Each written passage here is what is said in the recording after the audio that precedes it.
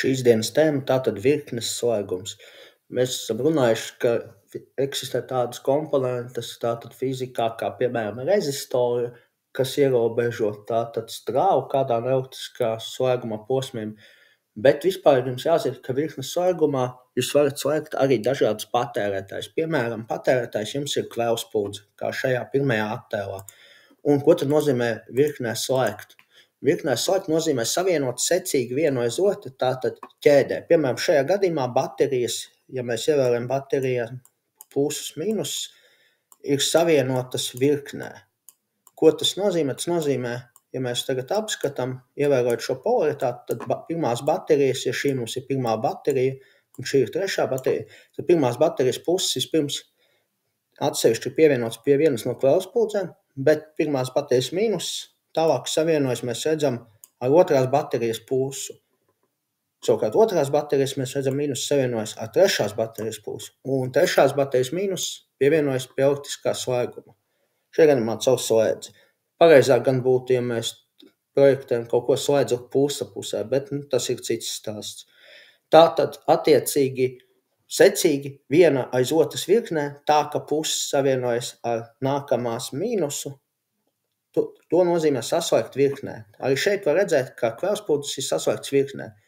Tas nozīmē, ka kvēlspuldzē viens no kontaktiem, piemēram, šeit ir pievienots pie slēdža pirmais, bet otrs kontakts pie otras kvēlspuldzes pirmā kontakta. Tālāk otras kvēlspuldzes otrais kontakts atkal pie trešās pirmā un trešās otrais kontakts pie baterijas pirmā. Tātad viena aiz otras. Tas būtu, ja kvēlspuldzes mēs apzīmējam šādi elektriskajā schēmā, tas nozīmē, mēs uzzīmējam šeit pirmo kvēlspuldzi, tālāk aiz viņas pievienojam otro kvēlspuldzi, tālāk pievienojam attiecīgi trešo kvēlspuldzi, un tad, ja nepieciešams, mēs šeit paņemam, tātad bateriju uzzīmēsim tūlīt, pievienojam baterijas plusu vienā galā, un otrā galā slēgumam mīnusu. Tātad mēs redzam, ka secīgi viena aiz otras, tātad kvēlspuldzes ir savienotas. Šādu slēgumu sauc par virknes slēgumu. Kā tas varētu izskatīties rezistoru gadījumā, piemēram, šeit, ja mums būtu pirmais rezistors R1, šeit būtu otrais rezistors R2, un šeit būtu trešais rezistors R3, tad šādi secīgi saslēdzot rezistors, mēs iegūstam virknes slēgumu, kas atbilst aptuveni šādai schēmai, tikai bez baterijas. Šeit mēs neredzam nekur bateriju attēlu, savukārt šeit baterija jau schēmā ir. Tātad pirmais rezistors, otrais rezistors, trešais rezistors. Atcerieties, ka rezistors elektriskajos slēgumos apzīmē tātad šādi, un pie rezistora vienmēr raksta lielo R burtu klāt. Cipars savukārt norāda, kurš tas pēc kāds. Pirmais rezistors, otrais rezistors, trešais rezistors, līdzīgi būtu arī spuldzēm. Tikai spuldzēm mēs rakstam tātad vai no lampa viens, tātad, kas nedrīkst jaukt ar induktivitātes spolu, lampa 2, lampa 3 attiecīgi, ja tās mēs pa lampām, bet varam arī rakstīt tikpat labi kvēlspuldzes, tā kā no angļu valodas ar bulb, rakstīt bulb 1, piemēram, un tam līdzīgi. Tas ir jāatceras un jāzina, ka virknē nozīmē secīgi saslēgt vienu aiz otru patērētājs. Kas tad tālāk ir jāsaprot? Virknes slēgumam, tāpat kā fizikā dažādiem citiem, piemēram, procesiem, arī virknes slēgumam ir raksturīgi vairāki procesi. Tieši, ja mēs runājam par elektrisko slēgumu, tad tie ir saistīti ar strāvu, ar strāvas parādību, ar spriegumu un arī ar pretestību. Un virknes slēgumā ir jāzina, ka spēkā ir vairākas īpašības. Tad kādas ir šīs īpašības? Pirmā īpašība virknes slēgumā kopējā pretestība ir vienāda ar atsevišķo pretestību, ja patērētāja pretestību summu. Ko tad tas nozīmē? Kā tad mēs to varam iztulkot un rakstīt formulas veidā? Tātad tas nozīmē, ka kopējā pretestība R kopējā tātad ir vienāda ar atsevišķo, ja mums ir 3 patērētāji pretestību summu, tad mēs rakstam 3 pretestību summu R1 plus R2 plus R3. Ja mums būtu turpinātos šie patērētāji, būtu lielāks skaits patērētāji, tad mēs rakstītu plus attiecīgi Rn, jeb līdz noteiktam skaitam. Ja būtu, piemēram, 10 patērētāji, mēs rakstītu R10. Tad saskaitīt visus 10 patērētājus, precīzāk viņu pretestības. un iegūt kopējo pretestību. Tātad jāatceras, ka virknes slēgumā vienmēr kopējā pretestība ir atsevišķo pretestību summa. Tas nozīmē, šajā gadījumā, ja mums katram rezistoram ir 100 ohmi, tātad šeit nedaudz uzrakstīšu, ka 100 R ir šajā schēmā apzīmēts, ka tas ir 100 ohmi. Atcerieties, ka rezistoriem un pretestībai mērvienība ir ohms. Tā ir pamatmērvienība pretestības elektriskās. Tātad ir 100 ohmi. Tas nozīmē, mums ir jāskaita kopā tātad šie 100 ohmu rezistori, un mēs iegūsim kopējā pretestību. Tas iznāk 100 plus 100 plus 100, jeb šajā gadījumā kopējā pretestība būs 300 ohmi šim slēgumam. Tālāk ir jāzina, ka zinot pirmo īpašību, tālāk ir arī otrā īpašība.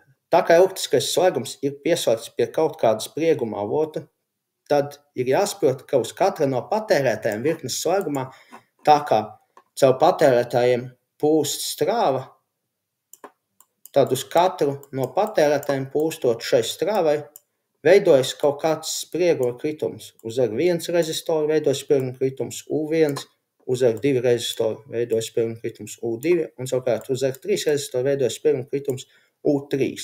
Un ir jāzina, ka uz katra no šiem patērētājiem, jeb šajā gadījumā uz rezistoriem, katrs no šiem sprieguma kritumiem ir daļa no kopējā sprieguma. Ko tas nozīmē? Tas nozīmē, ka kopējais spriegums šis U ir atsevišķo sprieguma kritumu summa. Tātad mēs varam noteikt, ja mēs zinām atsevišķu sprieguma kritumus, kāds ir kopējais slēgumam pieslēgtais spriegums. Tātad saskaitot, tas nozīmē U1 plus U2 plus U3 ir tātad kopējs spriegums. Un mēs tā varētu turpināt, ja mums būtu arī vairāk šie patērētāji pēc līdzīga principa plus UN. Tātad otrā īpašība virknes slēgumā spriegumi summējoties veido kopējo spriegumu. Šajā gadījumā kopējais spriegums būs 3 volti. Tas nozīmē, ka ja saskaitīsim U1 plus U2 plus U3, mēs iegūsim 3 voltus. Šie sprieguma kritumi var atšķirties, jeb U1 var atšķirties no U2 un var atšķirties no U3, ja patērētāju pretestības atšķiras. Šajā gadījumā pretestības ir vienādas, tāpēc arī sprieguma kritumi būs vienādi. Uz katru no patērētājiem šajā gadījumā kritīs 1 volts, jeb precīzi 1/3 daļa no kopējā sprieguma, tāpēc, ka ir 3 vienādi patērētāji. Tātad tā ir otrā īpašība. Un trešā īpašība, kas ir jāatceras.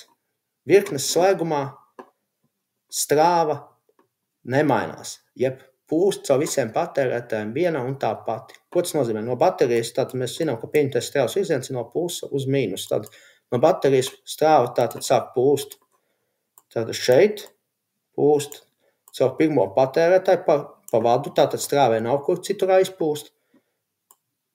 Pienākot pie pirmā patērētāja, šī strāva izpūst caur pirmā patērētāja, tālāk pūst uz otro patērētāju. Strāva joprojām nevar nekur citur sazaroties, jeb nevar aizpūst citur. Līdz ar to tā pati strāva, kas pūst no baterijas, kas ir izpūsts caur pirmā patērētāju, pūst caur otro patērētāju.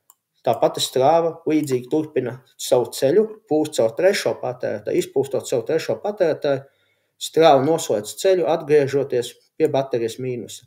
Tātad strāva visā šajā posmā, pūstot caur visiem no patērētājiem, nemainījās. Tātad strāva, kāda pūda kopējā no baterijas, ir vienāda strāva, kas pūst caur pirmo patērētāju, vienāda strāva, kas pūst caur otro patērētāju, un ir vienāda strāva, kas pūst caur trešo patērētāju. Tas nozīmē, ka kopējo strāvu mēs virknes slēgumam, jeb šo īpašību varam uzrakstīt, ka I kopējā, šeit arī uzrakstīsim, ka U kopējais, lai saprast, ka tie kopējie, tad ir vienāda šī kopējā strāva ar katru no atsevišķām strāvām. Tas nozīmē, ir vienāda arī I1, tas nozīmē, ir vienāda arī I2 un ir vienāda arī I3. Tātad strāva nemainās slēgumā, visur ir vienādi. Tas nozīmē, ja mēs, piemēram, veiksim aprēķinus un mēs zināsim, piemēram, I3, mēs zinām automātiski I kopējo, mēs zinām automātiski I1 un I2, jo viņas visur šīs strāvas vienādas. Tātad jūs drīkstat veicot aprēķinus,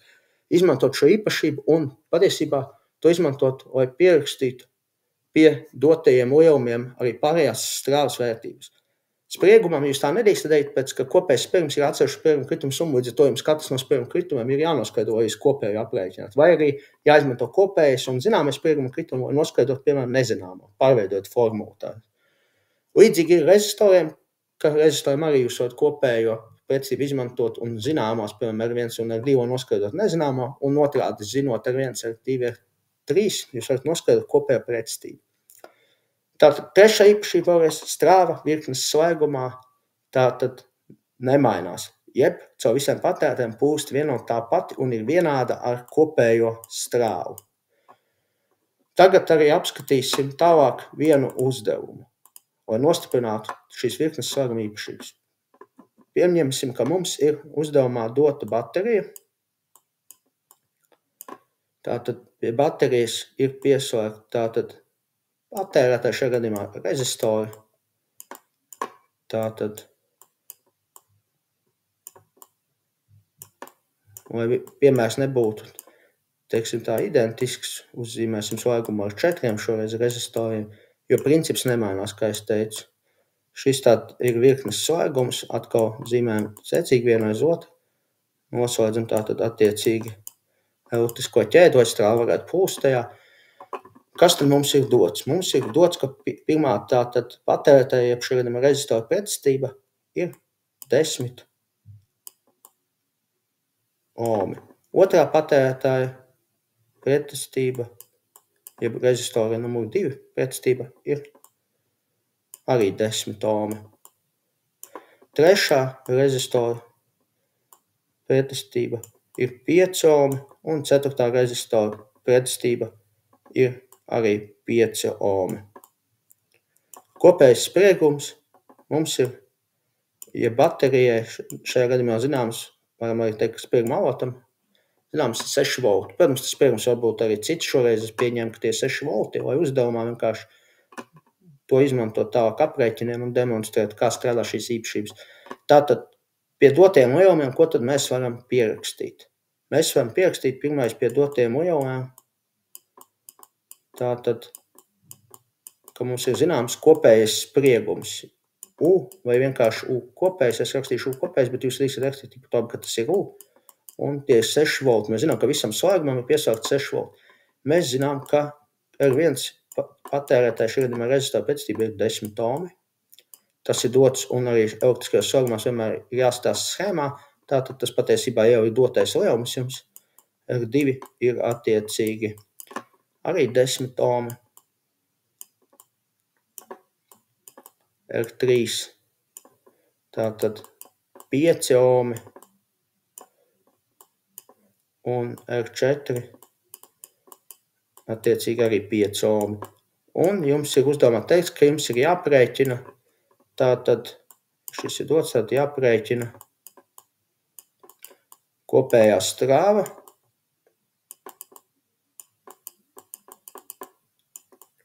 un atsevišķie sprieguma kritumi, tātad jāprēķina I kopējā.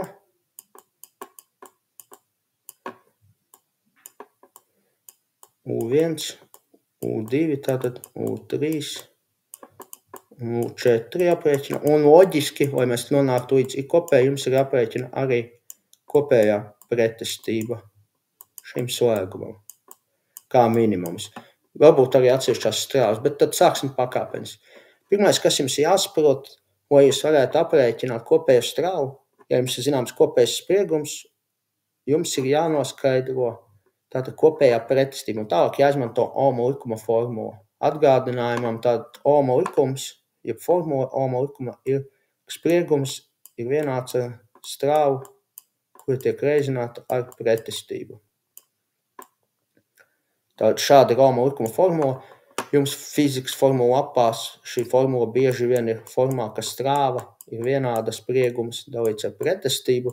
Pārveidojot šo formulu, jūs varat iegūt arī šādu formulu. Vienalga, kuru no tām formulām izmantosiet, veicot aprēķinus. Šī formula tātad nemainās, jūs maināt tikai formulā to, vai jūs rēķināt, piemēram, I1, R1 izmantojot un U1 izmantojot un tam līdzīgi.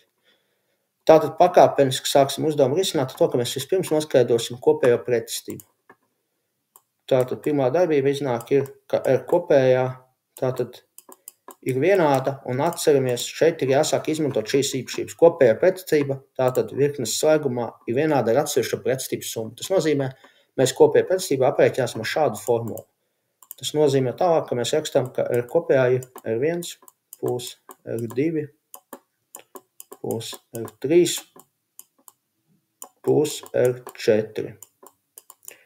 Un šajā gadījumā bez lieliem pārsteigojumiem tas ir 10 plus 10 plus 5 plus 5, tātad kopā 30 ohmi. Visa slēguma pretestība ir 30 ohmi. Tālāk mēs zinām, ka mums ir uzdevumā jāpēķina kopējā strāva. Ja mēs zinām kopējo spriegumu, mēs zinām kopējo pretestību, izmantojot tātad šādu formulu Ohma likumam, mēs varam, zinot kopējo spriegumu, kopējo pretestību, iegūt kopējo strāvu. Tad tālāk to arī darīsim, aprēķināsim kopējo strāvu. Ir kopējā strāva slēgumam, kas pienāk, ir kopējais spriegums, jeb slēguma piesauktais spriegums dalīts ar visu slēguma pretestību. Un šajā gadījumā mums ir zināms, ka ir kopējam slēgumam pieslēgts 6 voltu spriegums. Tātad iznāk, ka mēs 6 voltus, jo volti ir pamatmērvienība, atcerieties arī šeit jāpārveidos pamatmērvienībām. Šajā gadījumā dot pamatmērvienība ir gan ohmi, gan volti, pēc nav vairs jāpārveido, bet ja būtu, piemēram, milivolti vai kiloohmi, tad mums būtu jāpārveido. Atgriežoties pie uzdevuma, tātad 6 volti, vēlreiz kopējais spriegums jādala kopējā pretestība, kas ir 30 attiecīga ohmi. Nu, ja kādam, piemēram, šis uzdevums sagādā problēmas, jūs varat paņemt arī, piemēram, ar kalkulātoru rēķinu. Šajā gadījumā gan ļoti vienkārši 0,2 ampēri pusi, tātad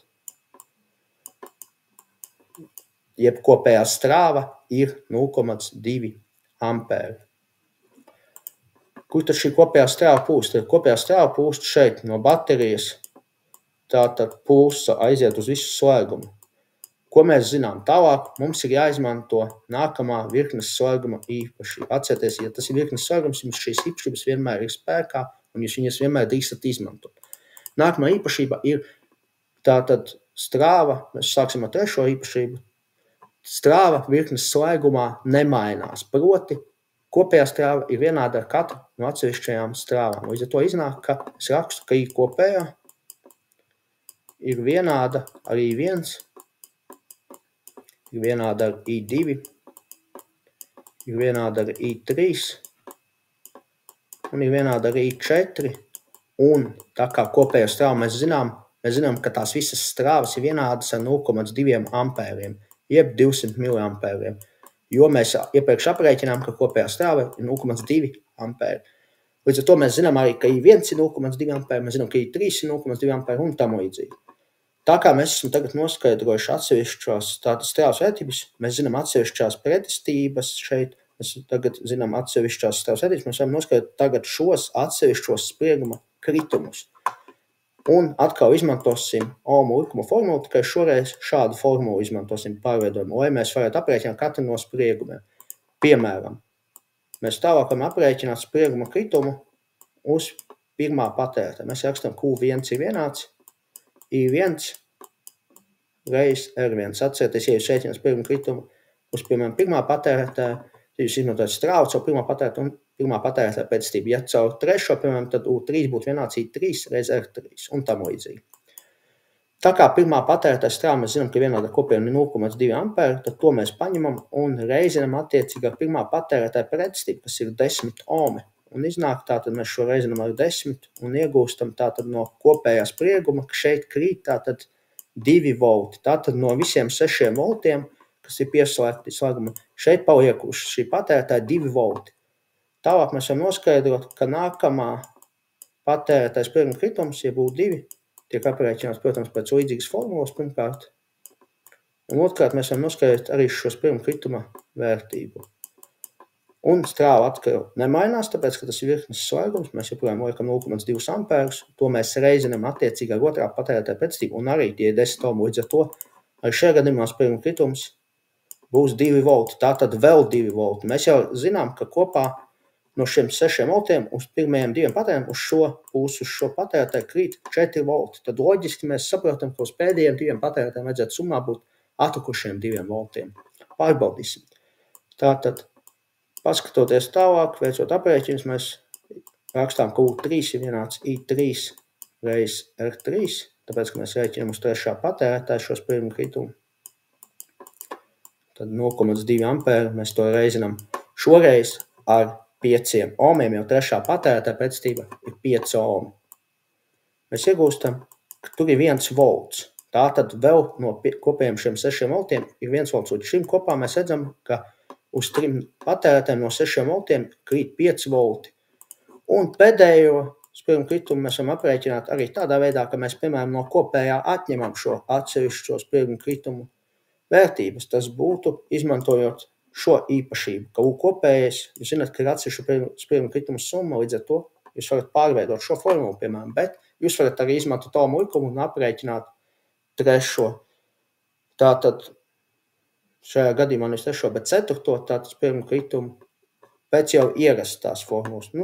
Droši vien, vai ne jau galvu, rakstīsim, ka U4 ir vienāds ar I4, tātad reiz R4. Strāva joprojām nemainās, tas ir virknes slēgums, nekas nav mainījies. Un šoreiz mēs to reizinām atkal ar 5, tāpēc ka R4 pretestība ir 5 ohmi. Mēs iegūstam 1 voltu. Un pašpārbaudē mēs varam pārbaudīt tagad, ka kopējais spriegums ir atsevišķo spirguma kritumu summa. Tātad, ja viss ir pareizi izrēķināts, tad kopējam spriegumam vajadzētu būt vienādam, kad viss saskaita ar to, kas ir pieslēgts šim elektriskajam slēgumam. Tātad U kopējais ir U1 plus U2 plus U3 plus U4. Vēlreiz, tā ir šī otrā īpašība, ka uz katra no patērētājiem veidojas spirguma kritums, kas ir daļa no kopējā spirguma krituma. Izmantojot tālāk šo īpašību, mēs iegūstam, ka 2 volti plus 2 volti plus 1 volts plus 1 volts ir 6 volti. Un ja mēs apskatāmies tagad uz slēgumā doto informāciju, visam slēgumam ir piesākt 6 volti. Līdz ar to mēs varam secināt, ka atsevišķie spirguma kritumi ir noteikti pareizi. Un mēs redzam, ka tā kā patērētāja pretestības šajā slēgumā bija dažādas, tad arī sadalījās spriegumi dažādi. Visiem nekrita, piemēram, 2 volti vai 1 volts. Uz pirmajiem 2 spriegums bija tātad uz katru no patērētājiem bija 2 volti, un savukārt uz pēdējiem 2 arī krita vienāds spirguma kritums, taču šoreiz uz katra no patērētājiem tikai 1 volts. Tātad mēs redzam, ka kopējā pretestība ir atsevišķo pretestības summa, strāva virknes slēgumā nemainās, un kopējais spriegums slēguma piesauktais ir vienāds ar šo atsevišķo sprieguma kritumu summu. Tātad šīs ir tās virknes īpašības, kas ir jāatceras un jāizmanto. Tālāk arī būs neliels video fragments, kurā vēlreiz šo atkārtošu un arī demonstrēšu, kā var strāvu mērīt un spriegumu katrā no posmiem, lai pārliecinātos par virknes slēguma īpašībām. Šodien apskatīsim tātad virknes slēgumu, un tāpēc arī neliela demonstrācija, kā pirmkārt izskatās virknes slēgums. Iepriekš jau teorijā runājām, kādas ir virknes slēguma īpašības, kā virknes slēgumu tātad veidot, bet neliels atgādinājums, ja ir aizmirsts. Tātad virknes slēgumā pirmkārt jāsaprot, ka visi patērētāji šajā gadījumā pretestības ir slēgtas tā, ka katra nākamā seko aiz iepriekšējās. Tas nozīmē, vispirms mēs paņemam tātad, ja mēs šo slēgumu tagad tā kā atvienot, mēs vispirms paņemam, sākam ar pirmo patērētāju, pirmo rezistoru, mēs pirms rezistora pirmā patērētāja vienu izvadu pievienojam pie baterijas plusa. Tālāk mēs zinām, ka šim patērētājam rezistoram ir 2 izvadi, tātad 2 vietas, kur ir pieslēgt kontaktus. Pirmā ir šī vieta, kuru mēs jau pieslēdzam pie baterijas plusa, un tālāk ir otrs kontakts, kur mēs pieslēdzam pie nākamā patērētāja pirmā izvada. Tātad pieslēdzam aiz pirmā patērētāja uzreiz nākamo. Tātad varam teikt ķēdē tā kā secīgi vienu aiz otru. Līdzīgi mēs darām ar otro patērētāju, mēs viņu pievienojam pie trešā patērētāja, un savukārt trešo patērētāju mēs pievienojam pie baterijas, lai izveidot tādu kā cilpu, ja noslēgtu elektrisko ķēdi. Ko mēs redzam strāva, tātad var plūst šajā gadījumā no baterijas pusa, tālāk šeit strāva šādu plūst caur attiecīgi pirmo patērētāju, pirmo rezistoru. Kad izpūst caur pirmo patērētāju, strāva turpina plūst pa vadu, kurš tālāk ir starp pirmo un otro patērētāju, izpūst caur otro patērētāju, tālāk plūst pa vadu secīgi no otrā attiecīgi patērētāju uz trešo, un kad izpūst caur trešo patērētāju, tad atgriežas pa vadu atpakaļ uz bateriju. Tātad noslēdz šis strāvas ceļš. Atcerieties, kā jau mēs runājam, ka strāva ir pieņems, ka pūst no plusa uz minusu, taču elektroni kustas fiziski pretēji. Tātad šis ir virknes slēgums. Līdzīgi mēs varētu izveidot virknes slēgumu, ja paņemtu attiecīgi 3, piemēram, gaismas diodes. Vai arī kādas spūdzes, arī varam spūdzes paņemt. Pirms secīgi saslēgt. Paņemsim, saslēgsim secīgi, tātad pievienosim vienu, otru, trešo. Nomainīsim šīm spūdzēm, lai varētu demonstrēt arī baterijas šajā gadījumā spriegumu. Nomainīsim, ka katrai spūdzē vajag 3 voltus, lai viņa sāk tātad spīdēt. Un demonstrācijas nolūkos arī parādīšu, kāds notiek. Tātad atkal atvienosim šoreiz rezistors, pievienosim spūdzes. Tieši tāpat pirmo, tad otro spūdzi savienosim ar pirmo, tad otro attiecīgi ar trešo, un trešo spūdzi atpakaļ pie baterijas. Un pārbaudīsim, kāds notiek. Tātad ieslēdzot, mēs redzam, ka spūdzes sāk spīdēt, tātad attiecīgi aptuveni simulācija beidz spīdēt. Lai varētu to uzskatām demonstrēt, paņemsim arī slēdzi, ieslēgsim virknē ar elektrisko slēgumu.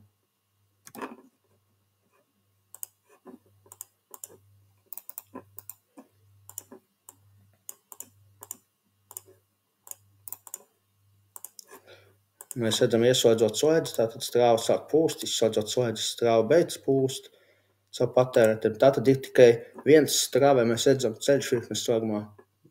Tātad no baterijas puses šajā gadījumā caur slēdzi, tālāk no slēdža otra gala uz caur pirmo spūdzi, tālāk caur otro un tam līdzīgi. Ja mēs tagad pārtrauksim kaut vienā vietā savienojumu, piemēram šeit, mēs redzam, ka strāva nevarēs pūst. Redzam, neviena no spūdzēm nespīd. Ja mēs savienosim, pārtrauksim šeit, tieši tas pats princips arī nevarēs spīdēt. Tikai tad, kad elektriskā ķēde ir noslēgta, strāva var pūst, un tad šajā gadījumā atkal noslēgsim, mēs redzēsim, ka atkal viss darbosies. Strāvai ir viens tikai ceļš, tāpēc strāva arī nemainās virknes slēgumā, jeb caur visiem patērētājiem pūst viena un tā pati, un tā ir vienāda ar to strāvu, kas pūst no baterijas. Kā to var pārbaudīt, izmērot, protams. Atcerieties, ka ampermetru slēdz virknē. Tātad pozitīvāko izvadu attiecīgi slēdzam pie baterijas puse, negatīvāko tālāk pie patērētāja, tuvāk tātad mīnusam attiecīgi, tad negatīvākais pie patērētāja, pozitīvākais pie baterijas puses. Un apskatoties, ieslēdzot schēmu, mēs redzam, ka pūst 0,12 ampēru. Tātad no baterijas kopējā strāva pūst 0,12 ampēru. Virknes slēgumā, ja ir spēkā šīs īpašības, par kurām mēs iepriekš runājām, tad strāvai caur jebkuru no patērētājiem vajadzētu būt 0,12 ampēru. Pārbaudīsim.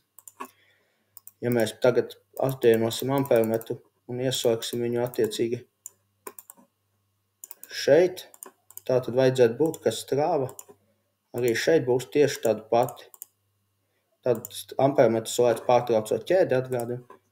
Redzam, ir tie paši 0,12 ampēri. Ja mēs viņu ieslēgsim attiecīgi šeit, tad vajadzētu būt tieši tam pašam. Vajadzētu būt 0,12 ampēriem.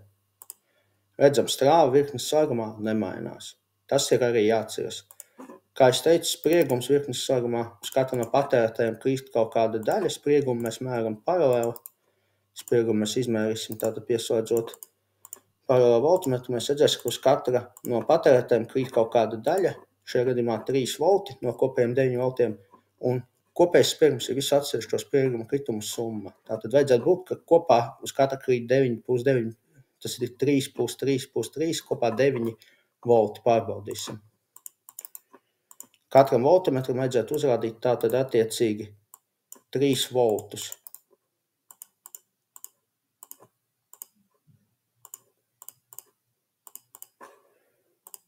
Ieslēdzam bez pārsteiguma, katrs voltmetrs rāda 3 voltus, kopā tātad 9 voltus, jo uz katra no patērētājiem spriegums ir kaut kāda daļa, un atcerieties, ja patērētāja pretestības vienādas, tad arī spriegums sadalās vienādus patērētāju.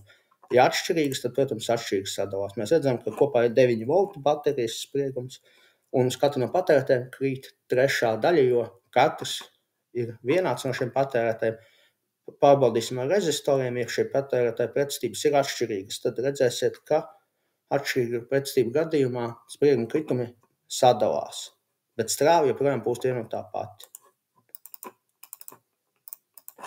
Paņemsim tātad rezistorus. 100, 100, 100 šeit. Nomainīsim tātad attiecīgi pretestību. Vidējam uzliksim, piemēram, 50 ohmus, un mēs redzēsim, ka uz vidējā spirguma kritums atšķirsies. Mēs redzam, ka uz vidējā krīt mazāks spirgums, jo pretestība mazāk nekā uz pirmā patērētāja, pirmā rezistora un trešā rezistora. Savukārt, ja šīs rezistora pretestības ir vienādas, tad atkal spirgums sadalās vienādi. Lūk, kā es teicu, patērētājiem spirguma kritumi var atšķirties, ja pretestības atšķiras. Strāva savukārt virknes slēgumā ir nemainīga. Pārbaudīsim.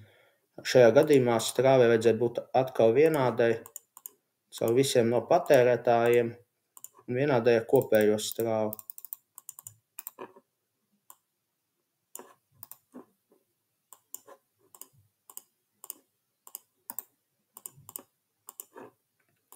Tātad kopējā strāva ir 30 mA, 0,03 amperi, un mēs redzam arī caur pirmo patērētāju pūst 0,03 amperi, 30 mA, kas tālāk pūst uz otro patērētāju, un bez pārsteigumiem mēs redzēsim, ka šāda pati strāva pūst arī tālāk. Tātad redzam, strāva virknes slēgumā nemainās. Šo vajadzētu zināt un piefiksēt. Lai jums jaunas zināšanas un tiekamies nākamajā reizē!